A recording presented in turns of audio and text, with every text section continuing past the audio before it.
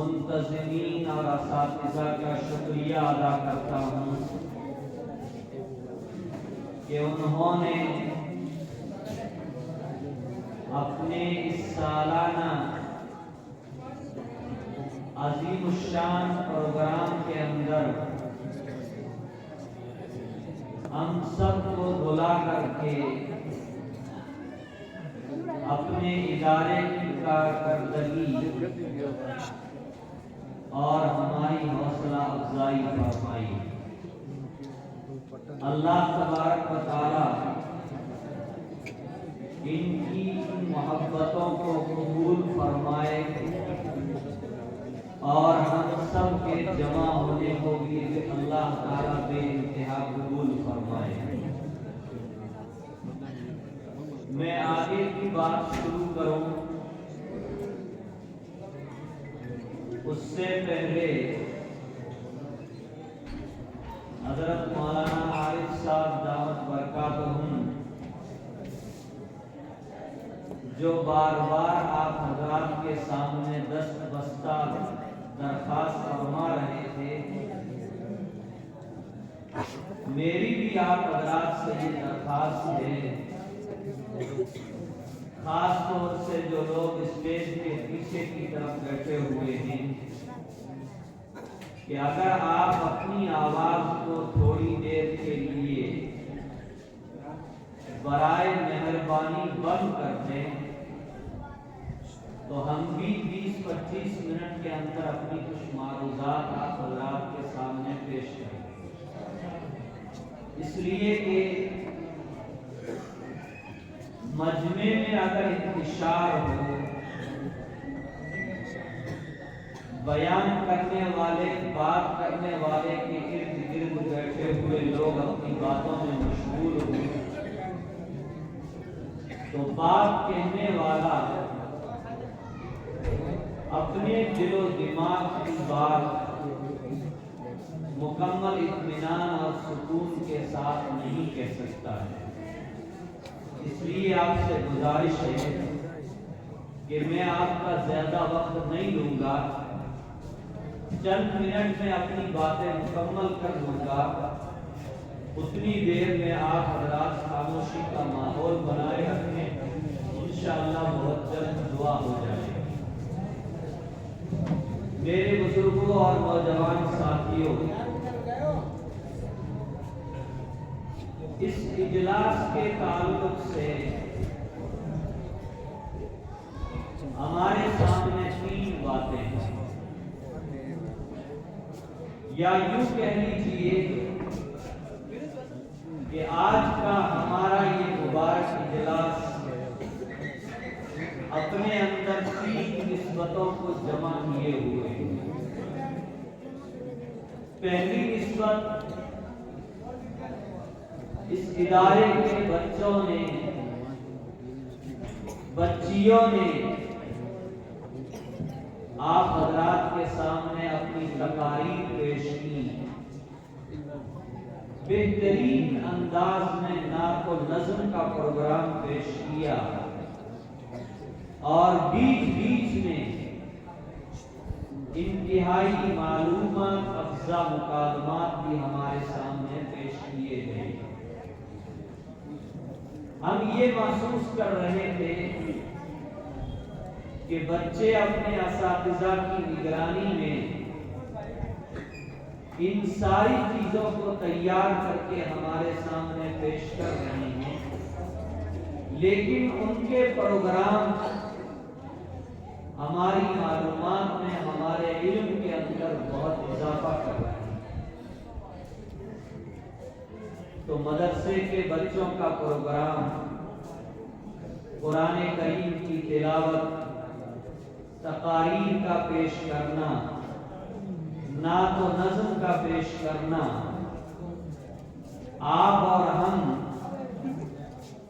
اپنے دل کے اوپر ذرا ہاتھ رکھ کر کے سوچیں کہ ہم نے اپنے ان معصوم بچوں کو، چھوٹے چھوٹے بچوں کو کسی مکتب کے، کسی مدرسے کے استاد صاحب کے حوالے کرتے ہیں، اور جتنے جتنا وقت ان کو دیا جاتا ہے اس وقت کے اندر وہ ان بچوں کے اسباق بھی پڑھاتے ہیں، قرآن بھی پڑھاتے ہیں، کتابوں کے دروس بھی وہ جاری رکھتے ہیں۔ ان ساری چیزوں کے ساتھ ان بچوں کو اس پروگرام کے لیے بھی مکمل طریقے سے تیار کیا جاتا ہے۔ ہم سوچیں کہ ان کے اساتذہ نے ان کے پیچھے کتنی بڑی محنتیں کی ہو۔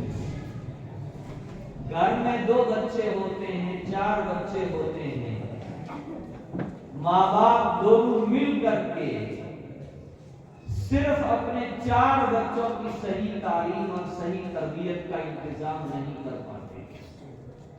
کیوں نہیں کر پاتے؟ اس لیے کہ گھر میں ماحول نہیں ہے، گھر میں تعلیم کا تربیت کا نظام نہیں ہے۔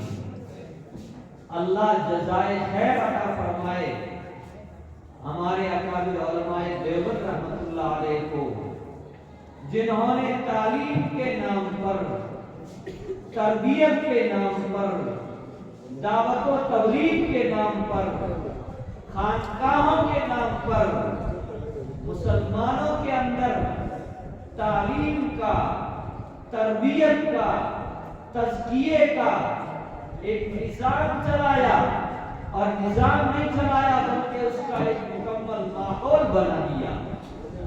اور ان کا اخلاص تھا، ان کی للہیت تھی کہ جن حالات کے اندر اور جس پس منظر میں اور جن لوگوں کے ظلم کے بعد میں، جن لوگوں کے مدرسوں کو، مسجدوں کو منہدم کرنے کے بعد میں حضرت الامام مولانا محمد قاسم نانوتوی رحمۃ اللہ علیہ اور ان کے رفقا نے جس مدرسے کی بنیاد ڈالی تھی، آج اس کی شاخیں پوری دنیا کے اندر ہزاروں نہیں بلکہ لاکھوں کی تعداد میں۔ جو انگریز یہ سوچ کر کے آیا تھا، جو انگریز یہ منصوبہ بنا کر کے آیا تھا، جو انگریز یہ طے کر کے چلا تھا کہ ہندوستان سے ہم مدارس کو ختم کر دیں گے، ہندوستان سے ہم مساجد کو ختم کر دیں گے، اللہ کو قیامت تک اسلام کو، اسلامی تعلیمات کو، قرآن کو باقی رکھنا ہے۔ اللہ نے بزرگوں کے اس اخلاص کی بنیاد پر ایسا جال بچھایا، برطانیہ تو کیا، امریکہ کے ورلڈ ٹریڈ سینٹر کے نیچے بھی اسی نہج کا دارالعلوم قائم ہو چکا، اور وہاں بھی بخاری تک کی تعلیم ہوتی ہے، بخاری شریف تک وہاں مکمل نصاب پڑھایا جاتا ہے۔ تو میرے بزرگوں اور دوستوں، یہ چھوٹے چھوٹے بچے جو ہم اپنے اساتذہ کے حوالے کرتے ہیں، ہم ان کو ان کے حوالے کرنے کو معمولی نہ سمجھیں۔ یہ ان کو تراشتے ہیں، خراشتے ہیں، ان کی اچھی تعلیم کی فکر کرتے ہیں، اچھی تربیت کی فکر کرتے ہیں، اور ان کے اندر اچھی عادتیں پیدا کرنے کی مکمل طریقے سے کوشش کرتے ہیں۔ اسکول کے بچوں کو بھی دیکھ لیجئے، کالج کے اسٹوڈنٹ کو بھی دیکھ لیجئے، مدرسے کے ان مہمانان رسول کو بھی آپ دیکھ لیجئے، آداب میں، اخلاق میں، تہذیب میں رات دن کا ہم فرق پائیں گے۔ کیوں؟ یہاں یہی نظام ہے، یہی ماحول ہے کہ یہاں جو آئے گا اس کے اندر اچھی عادتیں پیدا کرنے کی کوشش کی جائے گی۔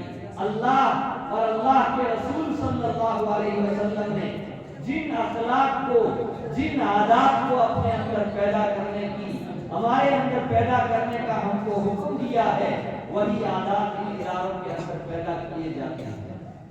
اس لیے میرے نوجوان ساتھیوں اور میرے بزرگوں، ہم ان مدارس کی، ان مکاتب کی قدر کریں، قدر کی نگاہ سے دیکھیں، عزت کی نگاہ سے دیکھیں۔ حقارت اور ذلت کی نگاہ سے نہ دیکھیں۔ اگر ہم نے کسی عالم دین کو، کسی حافظ قرآن کو، کسی حامل قرآن کو حقارت کی نظر سے دیکھا، میرے بزرگوں خطرہ ہے نسلوں سے ایمان غائب ہونے کا۔ اس لیے پہلی بات تو یہ ہے کہ ہمارے مدارس کے سالانہ پروگرام، بچوں کا قرآن پڑھنا، نعت و نظم پیش کرنا اور دوسرے دینی پروگرام پیش کرنا، آپ یہاں تشریف لائے، ماشاءاللہ ہم دیکھ رہے تھے، آپ سن بھی رہے تھے اور سننے کے ساتھ اساتذہ کی اور ان طلباء اور طالبات کی آپ حوصلہ افزائی بھی فرما رہے تھے۔ اللہ تبارک و تعالی ہم سب کے اس وقت کی قربانی کو، مال کی قربانی کو اور اس پروگرام کو اور اس مدرسے کے اس سالانہ عظیم الشان پروگرام کو کامیاب بنانے کے لیے جن لوگوں نے جس طرح کی بھی قربانی دی ہے، اللہ تبارک و تعالی ان تمام لوگوں کی قربانیوں کو قبول فرمائے۔ یہ پہلی نسبت تھی جس کے بارے میں نے آپ حضرات کے سامنے مختصر سی بات کی۔ دوسری چیز، ابھی آپ حضرات کے سامنے 5 ہونہار بچوں نے قرآن کریم کو اپنے سینے کے اندر محفوظ کیا ہے۔ کہاں محفوظ کیا ہے؟ سینے کے اندر محفوظ کیا ہے۔ ماشاءاللہ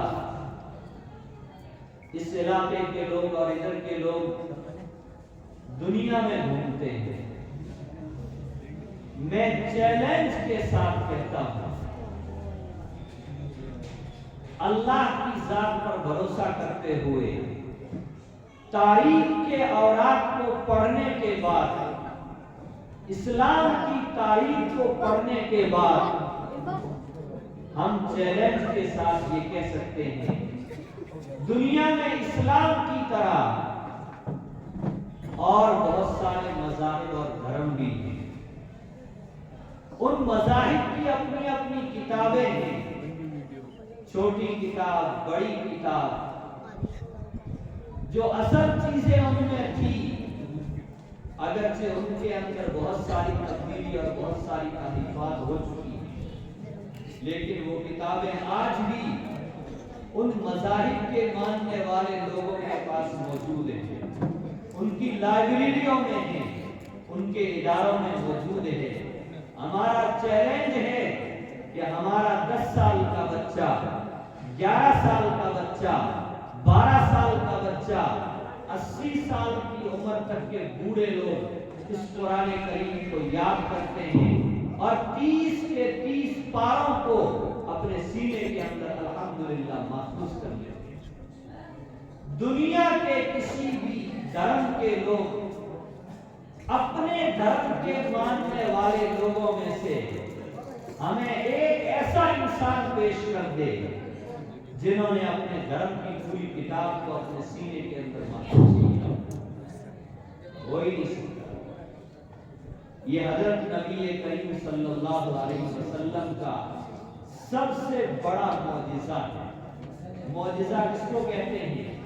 جو چیز عادت کے خلاف پائی جائے اس کو معجزہ کہتے ہیں۔ دنیا کی کوئی کتاب، چھوٹی سے چھوٹی کتاب 20 صفحے کی، 30 صفحے کی، ہم یاد کرتے ہیں، چند دنوں کے بعد بھول جاتے ہیں۔ قرآن ایک مرتبہ سینے کے اندر محفوظ ہو گیا۔ اگر قرآن کو محفوظ کرنے والا تلاوت کی پابندی رکھے، قرآن کی عظمت اپنے دل کے اندر رکھے، پوری زندگی وہ قرآن کریم اس کے سینے کے اندر محفوظ رہتا ہے۔ ان 5 بچوں نے قرآن کے الفاظ کو اپنے سینوں کے اندر محفوظ کیا ہے۔ آپ حضرات کے سامنے یہاں کی انتظامیہ نے ان بچوں کو اس لیے پیش کیا ہے کہ آپ اور ہم سب مل کر کے ان کے لیے دعا کریں کہ الفاظ قرآن کو جس طرح انہوں نے اپنے سینوں میں محفوظ کیا ہے، اللہ کے فضل سے قرآنی احکامات کے مطابق یہ اپنی پوری زندگی گزارنے والے بن جائیں۔ اور اس کی کیا فضیلت ہے، ہم اور آپ روزانہ سنتے رہتے ہیں۔ ایک حدیث میں نبی کریم صلی اللہ علیہ وسلم نے فرمایا، جس سینے کے اندر قرآن کریم ہوگا اس جسم کو جہنم کی آگ چھو نہیں سکتی۔ کیا مطلب ہوا؟ حافظ قرآن کے لیے جہنم کی آگ اس کے لیے حرام ہے، اس کے اوپر حرام ہے۔ ایک دوسری حدیث میں نبی کریم صلی اللہ علیہ وسلم نے فرمایا، حافظ قرآن کی اپنی جگہ فضیلت ہے، اس کے ماں باپ کی اپنی جگہ فضیلت ہے۔ قابل مبارکباد ہیں وہ ماں باپ جو اپنے بچوں کے سینوں کے اندر قرآن کریم کو محفوظ کرواتے ہیں۔ قابل مبارکباد ہیں وہ اساتذہ کرام جو معمولی تنخواہوں کے اوپر صبح فجر سے پہلے اٹھتے ہیں اور اسباق سننا شروع کرتے ہیں اور نماز عشاء کے بعد رات کے 11 بجے تک وہ بچے جانے اور کلاس جانے اور ان کی درسگاہ جانے اور وہ استاد جانے، کتنی محنت کے ساتھ، کتنی مشقت کے ساتھ اس کام کو انجام دیا جاتا ہے، میرے بزرگوں اور دوستوں ہم اس کا تصور نہیں کر سکتے۔ تو قابل مبارکباد ہیں یہ بچے بھی، ان کے والدین بھی، ان کے رشتہ دار بھی، ان کے اساتذہ بھی، سب کیوں قابل مبارکباد۔ حافظ قرآن کی فضیلت کے بارے میں ایک مختصر سا جملہ میں نے آپ حضرات کے سامنے پیش کیا۔ والدین کے بارے میں حضرت نبی کریم صلی اللہ علیہ وسلم نے فرمایا، حافظ قرآن کے والدین کو کل قیامت کے دن نور کا ایسا تاج پہنایا جائے گا جس کے نور اور جس کی روشنی کے سامنے سورج کی روشنی بھی مان پڑ جائے۔ اللہ کے لیے کوئی چیز مشکل نہیں، اللہ کے لیے کوئی چیز بھاری نہیں ہے۔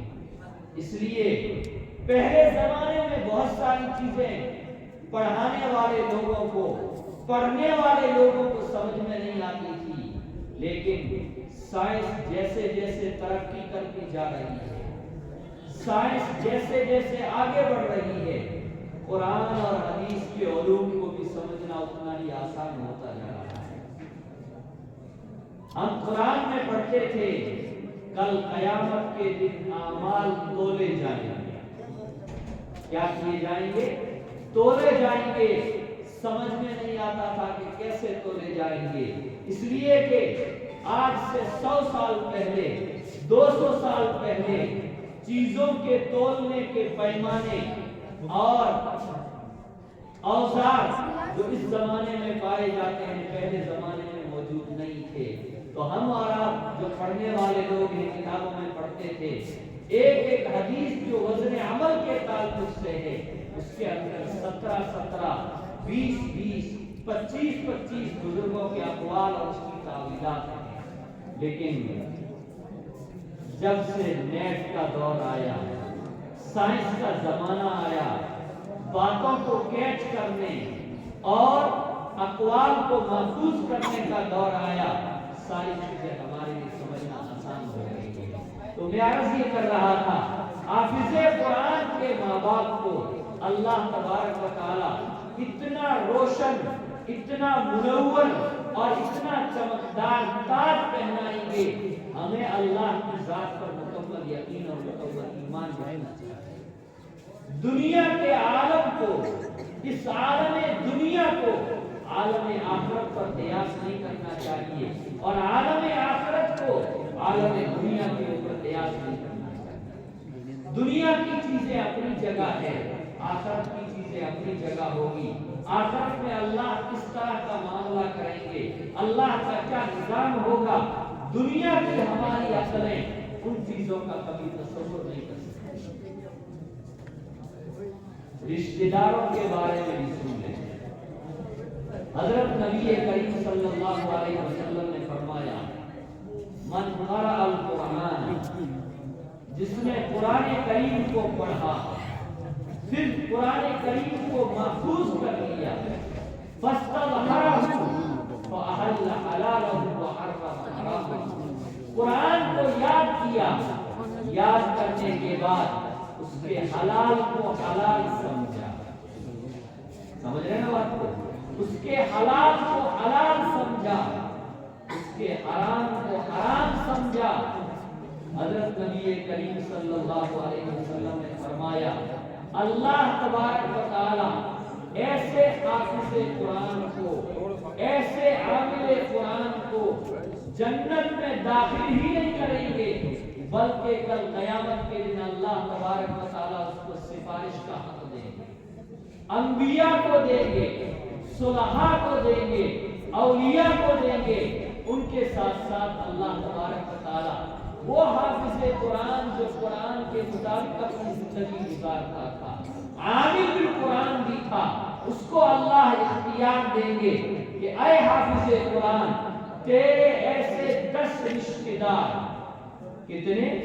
10 رشتہ دار جو اپنی بدعمالیوں کی وجہ سے، بدعقیدگی کی وجہ سے، بد کرداری کی وجہ سے، گناہوں میں مبتلا ہونے کی وجہ سے اللہ ان کے لیے فیصلہ کر چکا ہے کہ ان کو جہنم میں اور دوزخ میں بھیجنا ہے. کہاں بھیجنا ہے؟ جہنم میں اور دوزخ میں بھیجنا ہے. حافظ قرآن سے اللہ فرمائیں گے آج میں تجھے اختیار دیتا ہوں، تم اپنے 10 ایسے رشتہ داروں کو جن کے اوپر جہنم کی آگ واجب ہو چکی ہے، ان کا ہاتھ پکڑ کر کے ان کو جنت کے اندر داخل کر. یہ حافظ قرآن کی فضیلت ہے.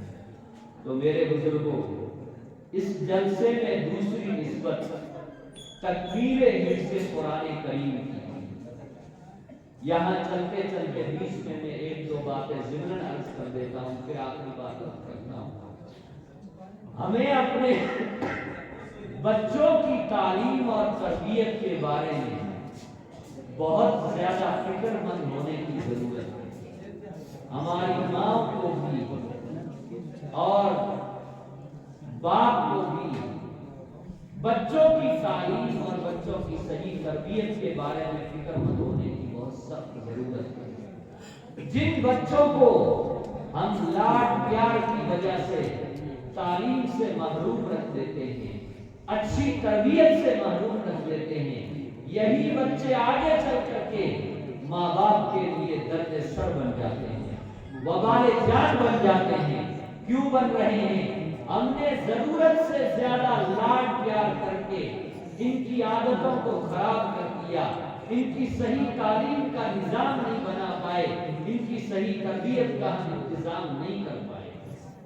اس لیے ضرورت ہے مدرسے کی تعلیم بھی اچھی دلائی جائے، اسکول کی تعلیم بھی اچھی دلائی جائے، اور جو مال ہم فضولیات میں خرچ کرتے ہیں، نشے میں اور دوسری چیزوں کے اندر خرچ کرتے ہیں، وہاں خرچ کرنے کے بجائے ہم اپنے مال کو اپنے بچوں کی صحیح تعلیم اور صحیح تربیت دنیا کے اندر بھی ہمارے لیے کامیابی کی چیز ہے اور آخرت کے اندر بھی ہمارے لیے کامیابی کی چیز ہے. آخری بات جو اس جلسے کے تعلق سے ہماری تیسری نسبت ہے، الحمدللہ میں پچھلے 15-16 سال سے کبھی دیکھنے کا بھی اتفاق ہوا، ورنہ سننے کا تو عام طور سے موقع ملتا ہی ہے کہ شب برات میں مدرسہ اصلاح المسلمین دارالعلوم بیدا سر کا سالانہ پروگرام. آج کی رات میں یہاں کے منتظمین اساتذہ یہ پروگرام خاص طور سے اس لیے منعقد کرتے ہیں کہ اس رات کی کچھ فضیلتیں ہیں. اللہ تبارک و تعالی جس تقدیر کو معلق بنا کر کے رکھتے ہیں، اسی رات میں اگلے 12 مہینے، اگلے شب برات تک اس کا کیسا معاملہ ہونے والا ہے، زندگی کے اعتبار سے، موت کے اعتبار سے، روزی کے اعتبار سے اللہ تبارک و تعالی सारी मेमोरियां फरिश्तों के हवाले कर देते हैं आइंदा पूरे साल। सिद्दीक़ा आयशा रज़ी अल्लाह ताला अन्हा फरमाती हैं, शबे बारात में आखिरी नबी हज़रत मोहम्मद मुस्तफ़ा सल्लल्लाहु अलैहि वसल्लम की रात गुजारने का मौका मेरे घर में था। नबी अलैहिस्सलातु वस्सलाम इशा के बाद मेरे घर में तशरीफ लाए। थोड़ी देर आपने आराम फरमाया, मेरी भी आंख लग गई। थोड़ी देर के बाद आंख खुली, मैंने हज़रत नबी करीम सल्लल्लाहु अलैहि वसल्लम को अपने हुजरे मुबारका के अंदर नहीं पाया। मैं परेशान हुई, हो सकता है हज़रत नबी करीम सल्लल्लाहु अलैहि वसल्लम यहाँ से तशरीफ ले गए हैं, तो हो सकता है कि किसी और बीवी के यहाँ जाकर के आपने क़याम कर लिया। उम्मुल मोमिनीन हज़रत आयशा रज़ी अल्लाह ताला अन्हा तलाश करने के लिए निकली। क्या देखती हैं? नबी करीम सल्लल्लाहु अलैहि वसल्लम जन्नतुल बकी में बैठे हुए दुआओं में मशगूल हैं, इस्तिग़फ़ार में मशगूल हैं। हज़रत आयशा रज़ी अल्लाह ताला अन्हा की घबराहट को और अचानक उनके आने को देख करके नबी अलैहिस्सलातु वस्सलाम ने फरमाया, आए आयशा, क्या तुम्हें इस बात का खौफ है कि अल्लाह और उसके रसूल सल्लल्लाहु अलैहि वसल्लम तुम्हारे ऊपर जुल्म करेंगे, यानी मैं तुम्हारी बारी छोड़ करके किसी दूसरी ज़ौजाए मुतहरा के पास में चला जाऊंगा? ऐसा हरगिज़ नहीं। मैं इसलिए इधर आया कि आज की रात में अल्लाह तबारक व तआला की तरफ से बहुत सारे फैसले होने वाले हैं, तो मैंने सोचा मैं अल्लाह के सामने रोता हूँ, गिड़गिड़ाता हूँ, मग़फ़िरत तलब करता हूँ, अपने लिए भी, जिंदा लोगों के लिए भी और मुर्दा लोगों के लिए भी, ताकि अल्लाह सबकी बख्शिश और मग़फ़िरत का फैसला करे। तो मेरे बुजुर्गों और दोस्तों, ये मुबारक रात है। इस रात में इबादत का खास तौर से इत्तिमाम करना चाहिए। क्या इबादत करनी चाहिए? नमाज पढ़ें, तिलावत करें, तस्बीह पढ़ें, जिक्र और अज़कार में मशगूल रहें, लेकिन कोई इबादत इज्तिमाई तौर पर इस रात में साबित नहीं है कि हम मस्जिद में जाकर के जमात के साथ नफिल की नमाज पढ़ें या और कोई नमाज पढ़ें। इस तरह अहादीस के अंदर कोई चीज साबित नहीं है। नफिल इबादत के लिए सबसे अफजल जगह घर है, इसलिए घर के अंदर बैठ करके नफली इबादतें अंजाम देनी चाहिए। माशाअल्लाह, रात के 1 बज रहे, बल्कि उससे भी आगे घड़ी जा रही है। आप इतनी देर तक दीनी प्रोग्राम में मशगूल रहे। मेरी आप हज़रात से 2 दरख्वास्तें हैं, और सिर्फ आज की रात के लिए नहीं, पूरी जिंदगी के लिए आप इन 2 चीजों को याद रखें। पहली चीज, अगर कोई मुसलमान रात भर इबादत करता है लेकिन सुबह नमाज फजर छोड़ देता है, उसकी इबादत का कोई फायदा नहीं। इसलिए जितनी रात हम इबादत कर सके उतनी रात हमको इबादत करनी है। लेकिन इस रात में और रमजान मुबारक की सारी रातों में खास तौर से एक बात आप याद रखें कि अगर हम लंबी नफिल नमाजें नहीं पढ़ सकते हैं, हकीमुल उम्मत हज़रत थानवी रहमतुल्लाह अलैह ने हदीस की रोशनी में फरमाया है, इशा की नमाज जमात के साथ पढ़ लो, फजर की नमाज भी जमात के साथ पढ़ लो, और इस दरमियान में कोई गुनाह मत करो, जाकर के आराम से सो जाओ। सुबह जल्दी उठ करके अल्लाह तहज्जुद की तौफीक दे तो तहज्जुद की नमाज पढ़ें। तहज्जुद की तौफीक ना हो तो अजान के साथ उठ करके अपनी जरूरियात से फारिग होकर के फौरन मस्जिद में पहुंच जाओ और इमाम साहब के साथ मिल करके नमाज बा जमात अदा करो। अल्लाह तबारक व तआला अपने फजल और करम से पूरी रात की इबादत का सवाब अता फरमा। एक बात। दूसरी बात अर्ज करने से पहले کل شعبان کی 15 تاریخ، رات کی عبادت، اگلے دن کا روزہ مستحب ہے۔ آپ اگر رکھ سکتے ہیں تو رکھنا چاہیے۔ ویسے بھی مسلمان کو ہر مہینے کے ایام 20 کے 3 روزے رکھنے چاہیے۔ چاند کی 13 تاریخ، 14 تاریخ اور 15 تاریخ، ان 3 تاریخوں میں ہر مسلمان کو کوشش کرنی چاہیے کہ ہر مہینے یہ 3 روزے رکھے۔ دوسری بات جو میں عرض کر رہا تھا اور بہت اہم بات ہے، میں اپنے نوجوان ساتھیوں سے کہوں گا، ہماری زندگیاں بہت بے احتیاطی کے ساتھ گزر رہی ہیں۔ میں یہ تو نہیں کہتا کہ گناہوں میں گزر رہی ہے، برائیوں میں گزر رہی ہے، لیکن اتنا ضرور کہوں گا کہ ہماری زندگیاں بہت بے احتیاطی کے ساتھ گزر رہی ہیں۔ اللہ کے نبی صلی اللہ علیہ وسلم جو دین لے کر کے آئے تھے، صحابہ کرام اور اولیاء اعظام نے جن قربانیوں کے بعد یہ دین ہم تک پہنچایا ہے اور اللہ نے یہ دین ہم تک پہنچایا ہے، اس دین کے تقاضوں کو ہم قدم قدم کے اوپر روند رہے ہیں، قدم قدم کے اوپر ہم ٹھکرا رہے ہیں۔ اس لیے میرے بھائیوں، میری آپ حضرات سے گزارش ہے آج کی مبارک رات ہے، ہم گناہوں سے مکمل طریقے سے بچنے کی کوشش کریں۔ علماء نے لکھا ہے بہت زیادہ عبادت نہیں ہو سکتی، کوئی بات نہیں، لیکن انسان کو قدم قدم پر گناہوں سے بچنے کی مکمل کوشش کرنی چاہیے۔ ہم دنیا کے ماحول سے اتنے متاثر ہیں کہ ہماری تہذیب ختم ہو گئی، ہمارا لباس ختم ہو گیا، ہماری وضاحت ختم ہو گئی، اسلامی معاشرہ، اسلامی رہن سہن گھروں سے رخصت ہو رہا ہے، اور ہمیں اس بات کی کوئی فکر نہیں ہے۔ ہمیں اس چیز کے اوپر بہت فکر کرنے کی ضرورت ہے۔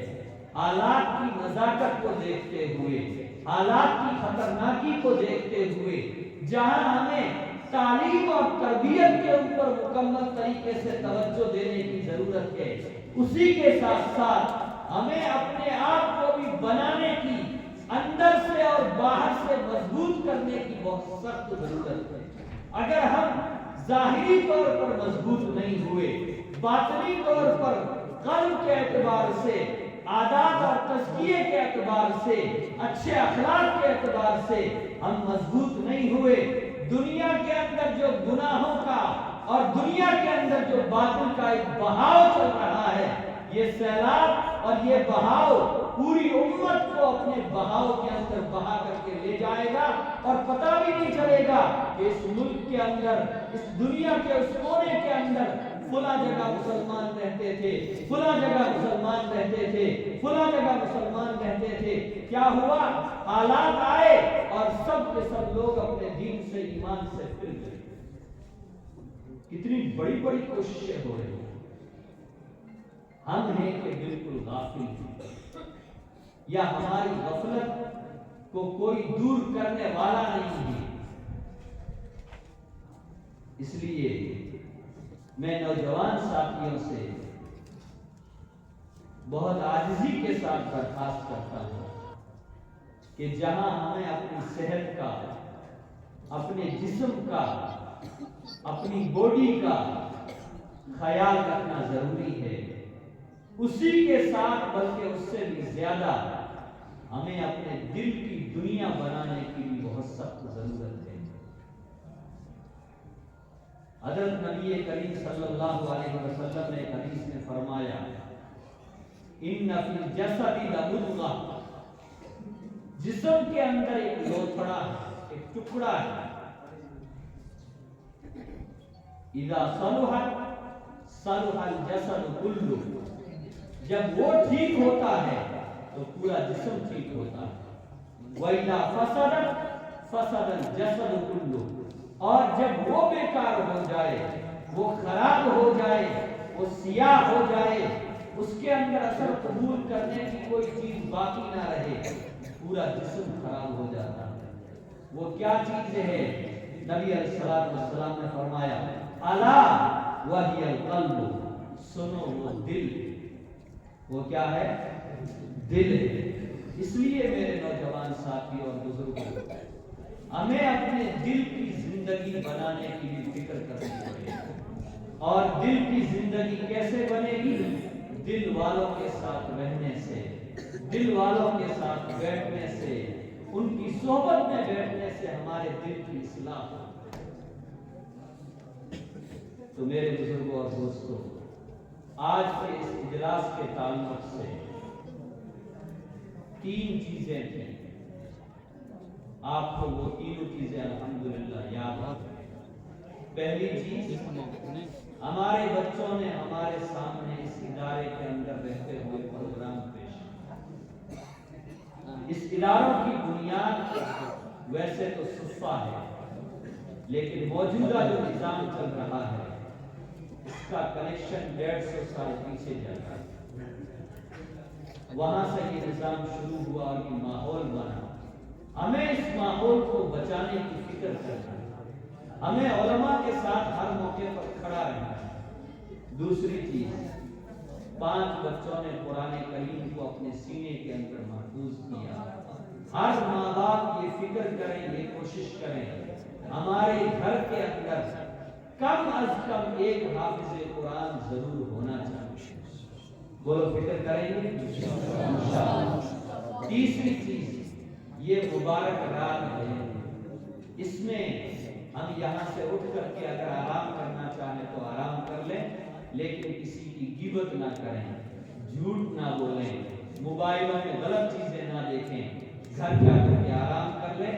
روزہ رکھنا ہو تو سحری کے وقت اٹھ کر کے روزہ رکھیں، نہیں تو اذان کے وقت اٹھ کر کے نماز فجر کو جماعت کے ساتھ پڑھنے کی کوشش کریں۔ اور ایک آخری بات،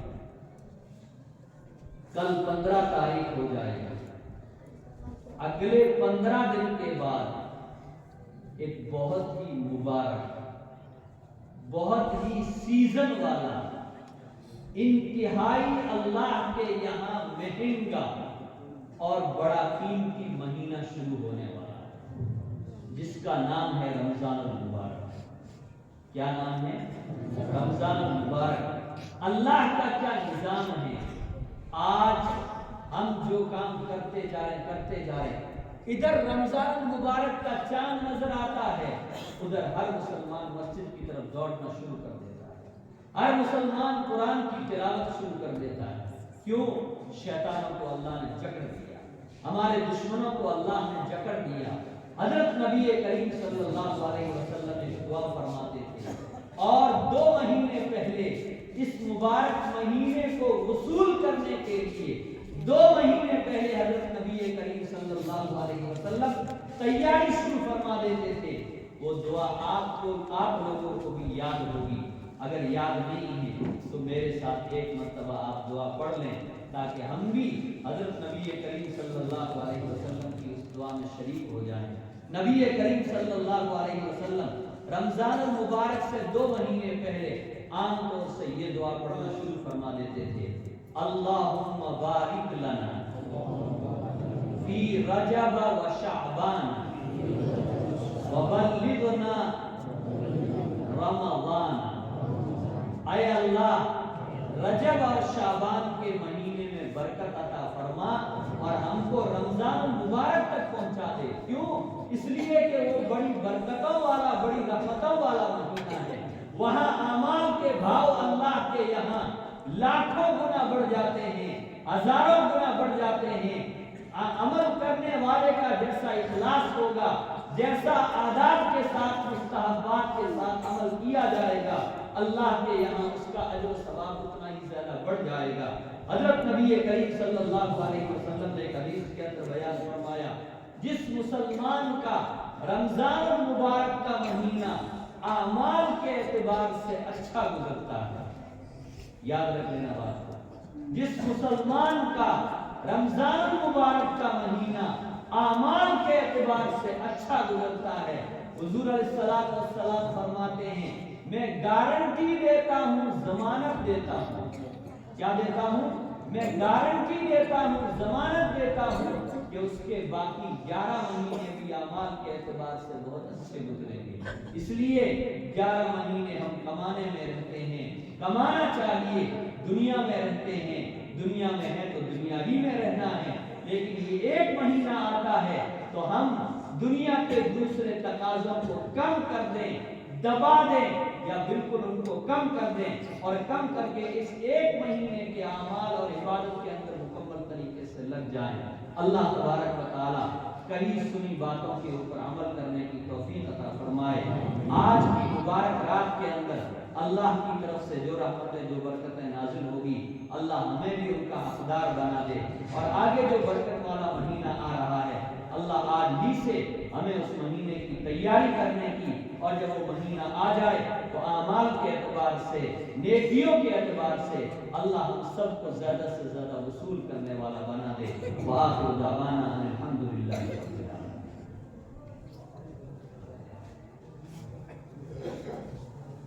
دعا کر لے ساتھ دعا چاہیے اپنی جگہ بیٹھی رہی۔